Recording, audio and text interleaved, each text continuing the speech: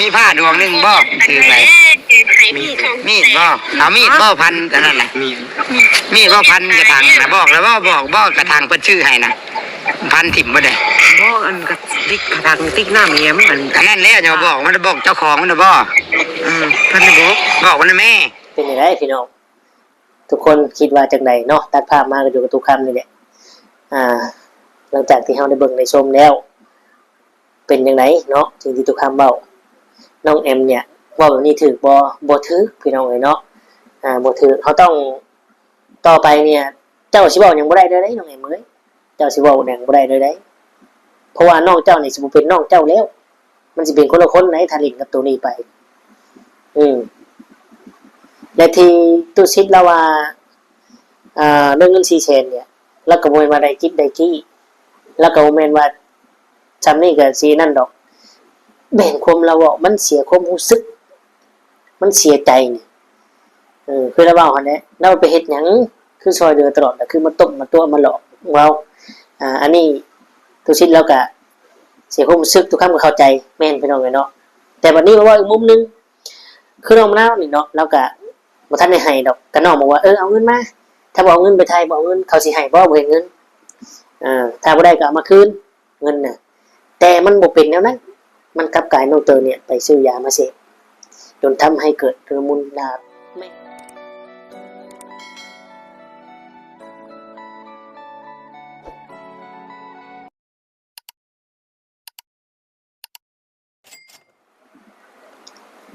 กับทักทายสบายดีและสวัสดี FC พ่อแม่พี่น้องหมู่เพื่อนเบิดทุกคนทุกท่านว่าอยู่ฝั่งไทยฝั่งลาวหรือว่าต่างประเทศก็ยินดีต้อนรับเข้าสู่ช่อง YouTube ตู่คำปันสุขเด้อพี่น้องเอ้ยเนาะเอาทักทายกันมื้อนี้พี่น้องเอ้ยเนาะตู่คำก็อยู่ห้องคือเก่ากรุงเทพมหานครพี่น้องเอ้ยเนาะทับมาแต่บ้านผู้พี่น้องอยู่ค่ำน้อยนึงเนาะแดดตอนนี้กรุงเทพเฮานี่ฝนตกได้พี่น้องนี่มืดมาอยู่ฮึบมาอยู่พี่น้องเอ้ยเนาะเอามื้อนี้เนาะคลิปนี้ก็บ่มีหยังหลายพี่น้องเอ้ยเนาะก่อนจะไปเบิ่งไปชมคลิปทางตัวซิดเป็นอัปเดตลงทุกคำก็อยากฝากถึงน้องแอมผู้เป็นเอื้อยเนาะทุกคำก็บ่ได้มีเจตนาอย่างดอกคือความหวังดีหั่นแหละเพราะว่าในนี้น้องแอมว่าแม่ก็เจ้าก็จะไปให้ไปด่าไปดุมันหลายเชื่อมันตีเจ้าใดอันนี้คือคำของเอื้อยบอกน้องนี่หรือว่าแนะนำแม่แบบนี้นี่ในมุมมองของตู้คำเองนี่ตู้คำมาบอกโอเคเนาะก็ฝากถึงน้องแอมเด้อเนาะตู้คำเนี่ยหวังดีพี่น้องเลยเนาะมีทั้งตู้คำตู้ซิดผู้ใหญ่สิ่งดีๆที่รอคอยแบบที่ FC คอมเมนต์มากับแม่นเนาะครอบครัวน้องมะนาวทั้งเตอนี่ก็หรือว่าไปก็ได้แต่เนาะคือครอบครัวน้องมะนาวเนี่ยสิ่งดีๆเนี่ยรอคอยเสมอผู้ใหญ่หรือว่าตู้ซิดตู้คำหรือว่าผู้ใหญ่ทั้งอเมริกาเนี่ยก็ซัพพอร์ตใจให้กำลังใจและช่วยเหลือเห็นบ่เนาะอยากพักดันน้องเตออยากให้น้องเตอได้มีชีวิตคือหมู่มีเงินมีคำใช้ให้ไปเฮ็ดงานให้ไปเฮ็ดงานทั้งแม่เวียงเนาะแล้วก็แนะนำไปเฮ็ดกาแฟกับญาติพี่น้องแล้วแต่ไปแล้วก็คือว่าแหละเนาะเดินทางเส้นนี้มันก็ยากๆแน่พี่น้องเอ้ยเนาะเพราะฉะนั้นเฮาต้องตัดไฟแต่ต้นลมเด้อน้องเอ็มเด้อต่อไปนะถ้าเจ้าบ่เค็ดบ่ให้บ่สั่นสอนน้องเจ้าเนี่ยเจ้าเห็นบ่คนบ้านเฮาเป็นบ้าเป็นงัวต่อไปเจ้าสิได้เสียน้องเจ้าใดเจ้าฮักแพงน้องเจ้าอยู่บ่เจ้าฮักแบบใดถ้าฮักก็ต้องบอกสอนถ้าเฮาบอกบ่ฟังบอกบ่ได้พ่อแม่บอกบ่ได้ก็เอาบ้านเมืองการจัดตั้งหรือว่าผู้ใหญ่เนี่ยจัดการโน่นเนาะเพิ่นบ่ได้เฮ็ดหยังดอกเพิ่นเอาไปสอนไปอบรมให้เป็นคนดีเพราะว่าที่ผ่านมาเนี่ยพวกที่ไปบำบัดหรือว่าเพิ่นเอาไปเนี่ยกลับมานี่ได้ดีทุกคนเพราะฮู้ความระว่าเป็นเท่าใดเนาะก็อยากฝากถึงในเด้อเนาะพี่น้องเอ้ยเพราะว่าทุกคนเนี่ยก็ดีได้ดีนำอยู่ได้เนาะทุกคำนี่ก็หรือว่าตุซิดเองนี่ก็ดีแบบชุดใจได้พี่น้องอยากช่วยดีได้เนาะอยากช่วยเรือพักดันวิวเฮาก็ถามว่าได้บ่ก็ถามว่าได้หลายบ่ก็บ่ได้พี่น้องแต่ว่าพอเฮาได้ลงมือซอยแล้วเฮาช่วยแล้วเนาะเฮาก็เลยอยากช่วยอยากให้ทุกคน FC ที่ติดตามได้เบิ่งได้ชมเนาะ บ่มีการตัดต่อบ่มีการตัวอีกชีวิตจริงเลยน้องมะนาวนี่เราขี้ข้านเราตัวเราบอกจังใดเฮาก็เว้าไปชัดเจนโนดเนาะคือจังน้องเตอนี่เห็นบ่ปิดบังเฮาบ่ปิดเนาะอย่าเข้าข้างคนชั่วอย่าเข้าข้างคนบ่ดีได้พี่น้องเอ้ยเนาะน้องเตอแล้วก็เป็นผู้ใหญ่ถือว่าเป็นนำชายนำพ่อแม่ได้พี่น้องเอ้ยพาน้องนุ่งเนาะรถไถผู้ใหญ่เพิ่นก็ซื้อให้ย้อนว่าอยากให้เจ้านั่นเฮ็ดกินโนดพี่น้องเอ้ยเนาะและประเด็นที่หลายคนว่าที่ทางลุงของน้องมะนาวหรือครอบครัวน้องมะนาวญาติน้องมะนาวน่ะที่ว่าตุซิดเอารถคืนน่ะมันบ่แม่นพี่น้องคือแนวนี้คือแนวนี้ญาติน้องเตอเนี่ยหลอนยาหลอนยาแล้วฟันหันฟันนี่เห็นบ่ทหารยังฟันกระติกน้องแอมแตกเลยว่าซั่นเนาะเป็นคาดเป็นไทยก็เอาไปแลกไปจำนำได้พี่น้องเลยและผู้ใหญ่เพิ่นเป็นห่วงยันพ่อแม่ยันแม่น้องมะนาวเบิ่งบ่กุ้มแหละมาไว้ก่อนเวลาอยากใช้ก็มาเอาใช้บ่ต้องไว้หันอันนี้คือความหมายของผู้ใหญ่เพิ่นบ่ว่าเอาคืนพี่น้องเนาะเฮาก็ดีใจได้เห็นบ่ไอ้เกณฑ์มื้อนี้พาแม่เฒ่าพาลูกพาเมียไปซื้อน้ำมูกน้ำมันไปตลาดตะลีก็ขี่รถไถไปก็คือบ้านคือเมืองงูแต่เป็นหยังลูกคือเฮ็ดแนวนี้เนาะเฮ็ดให้เพิ่นเห็นแน่พี่น้องเอ้ยเนาะสุดแต่ผู้ใหญ่เพิ่นสิซอยได้ขนาดเห็นทนโทเนี่ยเว้าเฮาก็เว้าให้ฟังโดดแบบความจริงโดดอยู่ที่ผู้ใหญ่เพิ่นจะซอยหรือบ่ซอยแต่เพิ่นก็เลือกซอยเพราะหยังเพราะความอิบาปดูตนสงสารพี่น้องเอ้ยเนาะตู้ซิดนี่ก็เว้าบอกผู้ใหญ่ให้ซื้อที่จริงผู้ใหญ่เพิ่นก็อยากนั่นนั่นแหละพี่น้องเอ้ยเนาะสงสารนั่นแหละสงสารเงินซื้อน้ำมันก็ไปยืมตู้ซิดกลุ่มตู้ซิดก็ให้พี่น้องเพราะหยัง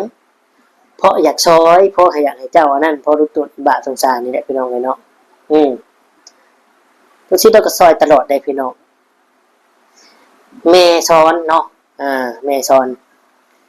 แล้วก็ซอยซัพพอร์ตตลอดบ่ว่าแต่น้องมะนาวได้แม่สอนนี่เรามักช่วยเหลือคนพี่น้องขนาดทุกคำเองนี่เราว่าโอ้ยลูกเอ้ยเราเนาะเห็น YouTube กับบ่ขึ้นคือหมูต้อง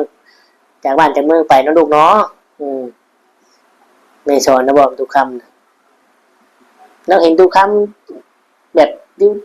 ตกบอส่งเขาเห็นนะดิวตกบอเขาคิดแต่บอนี่เราสิมาปลอบใจเราแชร์กำลังใจเราก็ยังลูกเอ้ยเงินมันไปนี่จะต้มขนมแล้วก็แม่สอนนี่ก็ดียอมรับว่าดีพี่น้องเลยตัวชิ้นนี่ก็ดีแล้วซอยไม่นอทุกคำเบาย่องย่อมูเพื่อนเลยทุกคำเบาความจริงเลยพี่น้องคือเห็นนั่นแหละมันชัดเจนสำไรเนาะพี่น้องเนาะมีแต่ว่าเราติดตามกันไปว่าน้องเตอเนี่ยสิวิทย์พ้นในทางเส้นนี้บ่เนาะแม่ก็จนให้จนไว้เพิ่นบ่เชื่อเด้ทุกท่านจะพาไปชมคลิปที่เพิ่นนั่งคุยกันเนาะถือสายน้องแอมนํพี่น้องเอ้ยก่อนไปก็ขอบคุณกับคนหลายๆ FC เด้อที่เข้ามาเบิ่งมาชมกดไลค์กดแชร์ให้และกดติดตามและกดเบิ่งโฆษณาบ่ขาดเนาะขอบคุณทุกคนเลยนะพี่น้องเอ้ยไปเป็นไรไปเบิ่งไปชมนำกันกันเมื่อนี่สิเพิ่นบ่มาเอาว่าเพิ่นไหนบ่มาเอาหรอกกูอ่ะกันเฮาเมื่อน่ะเพิ่นสิบ่มาเอาว่าเพิ่นว่ามีไผอยู่เถียงน่ะเพิ่นน่ะสิมีไผกูอ่ะสิมามีเวียกมานั่งเผาเอาน่ะติเมื่อเด้อว่ะส่งเสียงมันคันเบิ่งบ่ต่อแล้วบ่ต้องโทรมาหาเด้อบัดหน้าแล้วว่ะก็โทรกลับมาเดี๋ยวว่าตากไกลเลยนะวะตอนนี้เราค่ายนี่มันไปงอดีเนาะวะ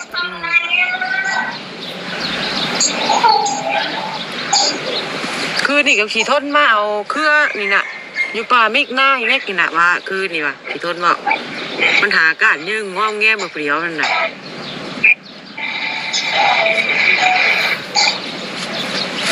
บอกเอ้ยเพิ่นฮู้อยู่บ่เอ้ยเพิ่นฮู้อยู่บ่ว่าสิไปเอาตู้เชื่อมได้บัดเอาเงินไปเฮ็ดทางอื่นต่อน่ะบ่แล้วจักเลยอันนั้นเอ้ยยังว่าบ่ให้เว้าอยู่มึงกลัวเฮ็ดน่ะฉะนั้นสิบ่ได้เป็นอันเฮาได้ทางเฮ็ดหน้าพุ่นได้บ่โทรเมื่อคืนนี่ก็บ่หนีนั่นเนาะบ่หนีเนาะมึงค่อยสิแล้วโทรแน่เมื่อคืนนี่มันจะหนีโทรมาหำอีได้มันหนีเถียงกับแม่บัดนี้เถียงแม่ว่าว่าไปเช่าเหมือนมึงอย่าว่านะแต่มึงอย่าล่ามไปทุกที่ว่ะอย่ามาได้ว่ายังเชียงจะแช่วอยู่เห็นว่าให้มันยังเห็นว่ามึงบ่ได้ให้กูบอกมันว่ะ ผู้ให้ก็ให้เด้อเนาะเฮ็ดแนวบ่ถือก็ให้เลย กูบอกมันน่ะพักแน่ว่า สิบ่ให้ว่าซะใหญ่เลย อาเงิน แต่บัดนี้นี่เรื่องรถไถนี้ผู้รักผู้ใหญ่เพิ่นน่ะความหมายน่ะเพิ่นน่ะบ่ได้ว่าเอาคืนดอก คือเมื่อเช้านี้เรื่องมันเกิดได้เห็นเจ้าให้ได้หนึ่งมาข่อยอีตนเพิ่นกับอีตนเทิงพ่อบ้านอยู่บ้านโคกที่ว่าเพิ่นเห็นตัวหน้าน่ะเพิ่นกับย่านว่าแม่นี่ เอาบ่อยู่แล้วแม่มะนาวนี่กับครอบครัวนี่เอาบ่อยู่เจ้าแพ้บ่ใช่มัน แพ้นะ มันเฉียบคอได้มะนาวนี่กะ ตาบ่แพ้ คือพี่อ้ายก็ได้เป็นเคยคือแม่ก็ว่าแม่ก็เบิ่งเราเว้านำน่ะมึงแช่กูติดคุกเงิน400,000แล้วว่ามึงอีกกับแม่มึงเบิดแล้วสติน่ะเบิดแล้วสติ คัน น่ะ เชียร์ก็เอาตู้มาก่อนจึงเชียร์ว่าแม่เชียร์อยู่ว่ะ ค่อยฮู้นะเบิดอันนั้น ตายกูตายคุก แค่ค่อยน่ะก็บ่อยากบ่ได้อยาก ตองแน่น้อยหนึงให้แม่นพิษโลก ข่อยบ่ได้อยากตี้ดอกอันเงิน400,000น่ะคือข่อยเสียความรู้สึกว่าข่อยนี่บ่ได้แม่นเชี่ยวเป็นยามมาตู้เอาเงินยังนำข่อย400,000เอาไปคันว่าบ่ได้ตู้เชื่อมก็เอามาคืนเงินก่อนผัดเอาเงินนี่ไปซื้อตัวที่ว่าข่อยก็บ่อยากให้เฮ็ดน่ะมาเฮ็ดอีกตัวหน้าอ้ายเอื้อยอีกแต่ข่อยคิดว่าชุมนี้น่ะชุมเพิ่นนี่เอาบ่อยู่แล้วก็ต้องมอบให้การจะตั้งบ่เฮ็ดคือน้องแอมว่าอย่าเว้ามันหลายอยาได้อมันเฮ็ดกับเรื่องของมันโธ่แต่ว่าถ้าพระราชบดีมันภัยสังคมได้นี่นะ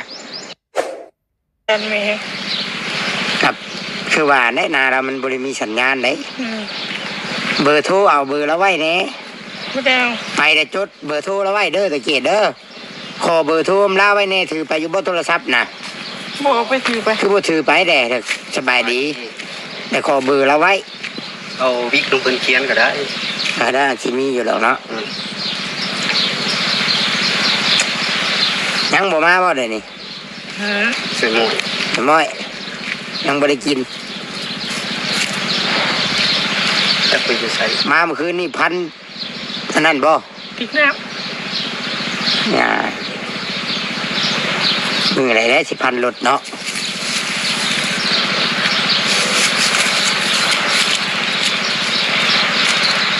ำว่าวันนี้คือเนี่ยว่าอันคำแรกที่เชื่อมากน่ะเอาเงินไปขึ้นตู้ชิดเดิมบ่เชื่อมันหายคืนนี้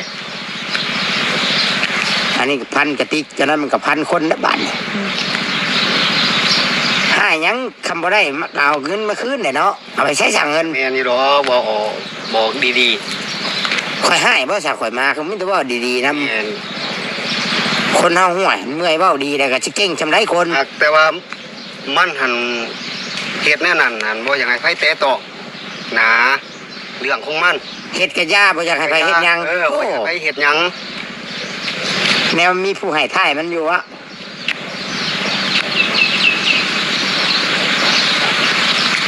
แต่ว่ามันเฮ็ดถูกบ่สาผิด คิดแท้ ผิดได้บักไงในเรื่องบักไงไว้เรื่องน้อยได้อันนี้นะสิว่าให้เฮ็ดยาได้เอาไปขายแล้วเฮ็ดเงียบเป็นเชยอยู่บ่ได้บ่ได้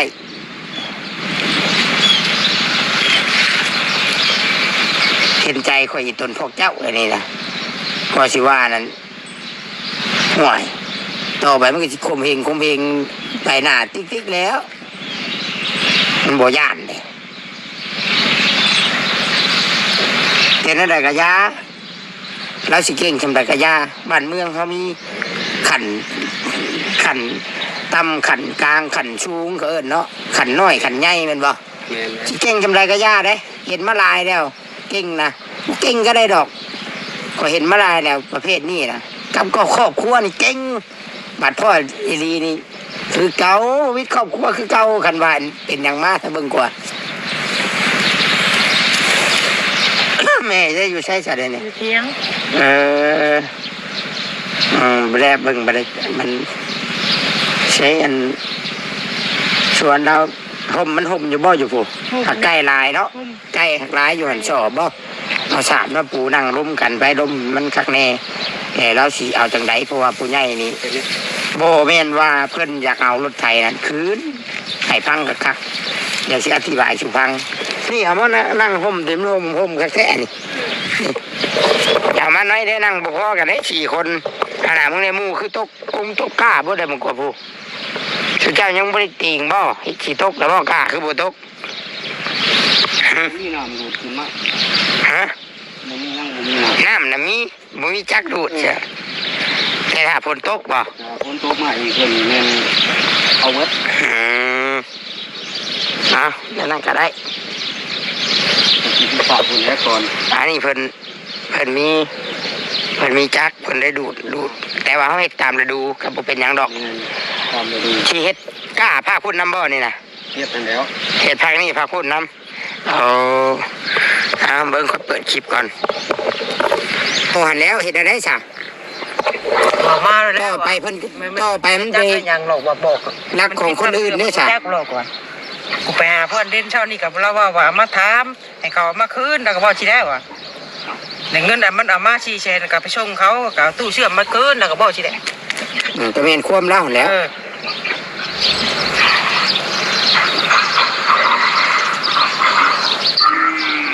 โต๊ะเองแล้ว ตกเลย อุ้ยซื้อแถมด้วยนะหาเองนะเฮ้ยโต๊ะอีกแล้วเมื่อคืนนี่ก็ผ่าเปียกเว้ย มาไก่ได้หมานี่ก็ได้ มันโทรมาของ จะออกกล้องมองหยังได้เพิ่น โทร ก็ มา ได้ ของแม่ได้กินดิโทรมาได้บัดชีฮับบัดว่างวันนี้เจ้าโทรกลับไปบัดนี้ถึงครับที่ไปคอยนะเมื่อยแต่มึงแต่เข่าแล้วนอกจากเช้าคือเมื่อยนะ เดี๋ยวเอาไปจับแต่สั่งไปย่างดูสันเนาะ โอ้จะน้อยกับบัวเรือแล้วจะน้อยนี่บ่แก้ไข นี่เถาลมมาเช้านี่บางว่าย3 โมงนี่2 โมงนี่ละวะกลายเป็นนี่มาเฮาเชลกูเบิ่งบางย่างบ้าพักเตอแล้วย่างไปมันหนอกบูปากแล้ววะ ให้เมียกัน มีปัญหาแล้วคุณสันช่วยหลายปีเลยส่งเสียงหามันแต่คืนนี่เช้านี้ก็ส่งเสียงหาเป็นสิเปิดข้างแล้วว่าเป็นออนเด้อแบบนี้เมื่อไหร่สิเมื่อ เบิ่ง กันเมื่อเนี่ยสิเพิ่นบ่มาเอาว่าเพิ่นไหนบ่มาเอาหรอกกูอ่ะกันเฮาเมื่อเนี่ยเพิ่นสิบ่มาเอาว่าเพิ่นว่ามีไผอยู่เที่ยงน่ะเพิ่นน่ะสิมีไผกูอ่ะ สิมามีเวียกมานั่งเผาเอาน่ะติ เมื่อเด้อว่ะส่งเสียงหามันคันเบิ่งบ่ต่อแล้วบ่ต้องโทรมาหาเด้อบัดหน้าแล้วว่ะจะโทรกลับมา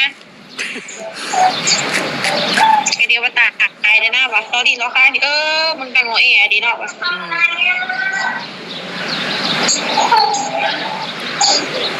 คือนี่ก็ขี่ทนมาเอาเครือนี่น่ะ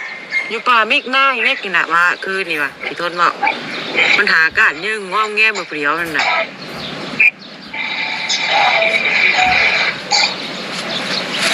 บอกเอ้ยเพิ่นฮู้อยู่บ่ ไปได้ เอ้ยเพิ่นฮู้อยู่บ่ว่าสิไปเอาตู้เชื่อมได้บัดเอาเงินไปเฮ็ดทางอื่นต่อน่ะ บ่แล้วจักเลย อันนั้นเอ้ยยังว่าบ่ให้เว้าอยู่มึงกลัวมันเฮ็ดน่ะฉะนั้นสิบ่ได้เป็นอันเฮาได้ทางเฮ็ดหน้าพุ่นได้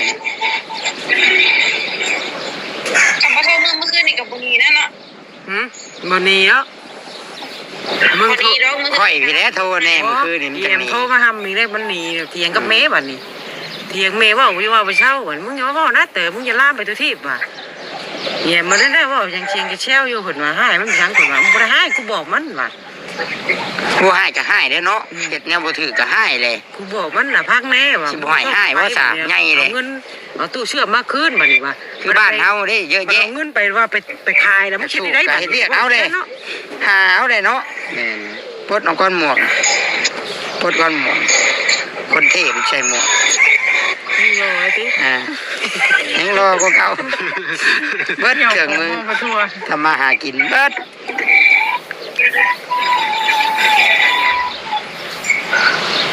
นอนอยู่เวลาจนไปจ้ะ เขาหาบ่ชองลบจำลบดู กับเบี้ยนเนี่ยเนาะ มันเห็นเขาเข้าไปกับบ่ไล่ไปบางโกไผก็ อยู่ใกล้ๆนี่แหละมันอยู่ใกล้แล้วผ้ามีผ้าดวงหนึงบ่ถือไปมีดบ่เอามีดบ่พันอันนั้นน่ะมีดบ่พันกระถางนะบอกแล้วบ่กระถางเพิ่นชื่อให้นะพันถิ่มบ่ได้ บ่อันกับติ๊กทางติ๊กน้ำเมียมอัน อันนั้นแล้วจะบอกมันบอกเจ้าของมันบ่ ท่านได้บอก มันนะแม่บอกนะแม่น้องว่าเพิ่นบ่อยากให้ แล้วกระติ๊กหน้ามันตัวชื่อว่าแต่ชาวบ้านน่ะมันต้านพัน มันพันถิ่มจะห่าง แต่นะ มื้อนั้นก็พันโอ้มื้อนั้นก็ มาแล้ว เรามันสิเมื่อจังงง หางานน่ะมันเฮ็ดแล้วมันไปอยู่น้ำหันให้มันหลีกจากอันนี้นั่น เด็ก คำยันเพิ่นจับไปขังกัน